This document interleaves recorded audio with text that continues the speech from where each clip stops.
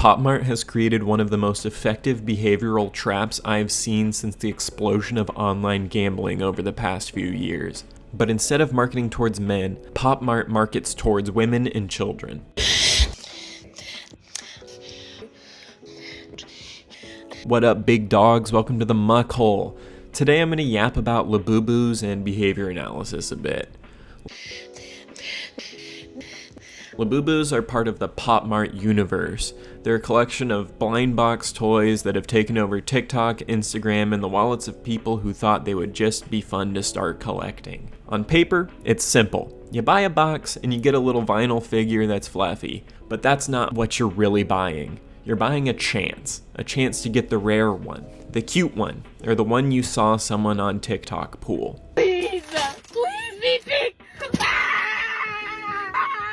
What is this? By collecting Labubus, you're engaging with a system that's built to keep you coming back. They're a mix of predictable rewards and unpredictable outcomes. It's not very complicated, it's just reinforcement done in such a way that some people don't notice it happening. Before we get to reinforcement schedules, we have to talk about why people feel drawn to Labubus in the first place. It's a clever use of sign stimuli, environmental variables that trigger automatic, often hardwired responses. Labubu's big eyes, small body, and oversized head mimic the features of infant mammals, and that taps into deep evolutionary protective mechanisms. It's the same reason people feel compelled to cradle baby animals or think that babies are cute in general. So let's get our Labubu dress, shall we? Damn, she a thickie trying to get her in here. Are you kidding? This is the cutest thing I've ever seen. And I wasn't really a Labubu fan, me dressing my Labubu, being absolutely obsessed. Are you joking? I have tears in my eyes. All right, overalls are on. Now we have to add the accessories. They elicit care behaviors. An exaggerated version of biologically relevant sign stimuli are called supernormal stimuli. Labubu takes this behavioral mechanism and runs with it. They look more vulnerable and more expressive than a real animal, which makes it even more compelling to some people. And once that response is elicited, other schedules of reinforcement can begin to control your behavior. Here's the behavior analytic core. What makes Labubu addicting is something called a compound schedule of reinforcement. Every time you buy a box, you're guaranteed a Labubu. It's a fixed ratio schedule of 1. You respond, you buy the box, you get reinforced. But the real reinforcer isn't the Labubu. It's the Labubu you want, and that's delivered on a random ratio schedule, approximately 1 in 7, unless you're going for the secret rare, which is like a 1 in 144 chance.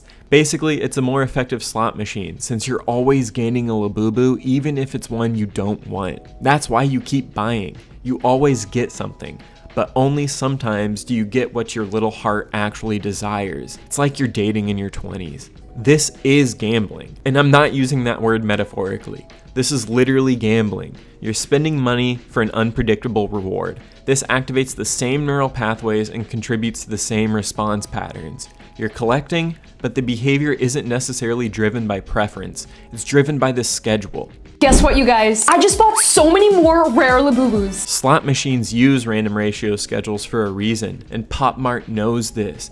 Every Labubu you don't want still strengthens the behavior because there's always a chance that the next one is the exact one you were hoping to pull. You're not just being reinforced, you're being shaped over time. Buying blind boxes becomes part of your identity. You don't just buy a Labubu, you are a Labubu person eventually. Speaking very transparently, I was not a Labubu girl. However, it's a compound reinforcement system. You get a toy and you get social validation. Likes, comments, community. If you pull a rare one, you get clout. If you don't, you get sympathy. Either way, the behavior is maintained. Pop Mart doesn't need to trick you. You'll trick yourself. I was trying for 4 hours last night, trying to get me a fucking Labubu. Oh my God! Everybody but me got one. Everyone, all my friends but me. Gambling used to be a guy thing, you know? Fantasy football, poker, roulette, but Labubu shows us the industry has clearly begun to diversify. And the packaging? Pastel and designed to look like a cute lifestyle brand, but it's nothing more than rebranded gambling. Softer, cuter, but still optimized for targeted compulsion. You're not immune to schedules of reinforcement, especially when the internet claps every time you gamble correctly. Skinner would have loved Labubus. They would have been great for studying the effects of intermittent schedules of reinforcement in the natural environment. It's a complex mix of reinforcement schedules specifically engineered to keep you buying, in which reinforcement is provided through physical items and social attention. It's not random that people open these on camera. It's part of the function. The more you post, the more people comment, the more you feel reinforced. I've spent thousands trying to get the gold Labubu roll. Like, this better be the gold Labubu, otherwise I'm crashing out. Like, you guys don't understand. I just need the gold Labubu so bad, Lord, please. Please, give me the gold Labubu. I don't want to spend any more money, please. Please. Oh my god! Oh my god! It's not necessarily about the Labubu at that point. It's about the Labubu experience. For some, it's just collecting, but for others, it's become a reinforcement loop, driven by chance, shaped by attention, and hard to step away from. Even when you do get the one you want, you're not done. Now there's another series, another drop, another collab, and you want that set, right? You're not casual, are you? This is where the history of reinforcement surrounding Labubus kicks in. You've sunk time, money, and emotional capital into them. You're reinforced for completion, for consistency, for being that girl with the Labubu wall.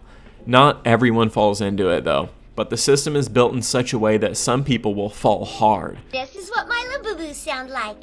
Labubu. Labubu. Labubu.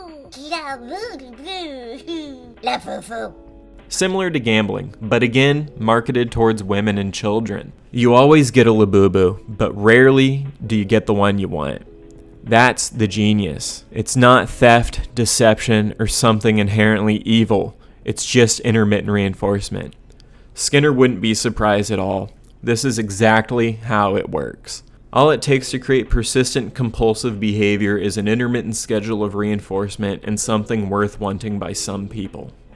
Nothing special.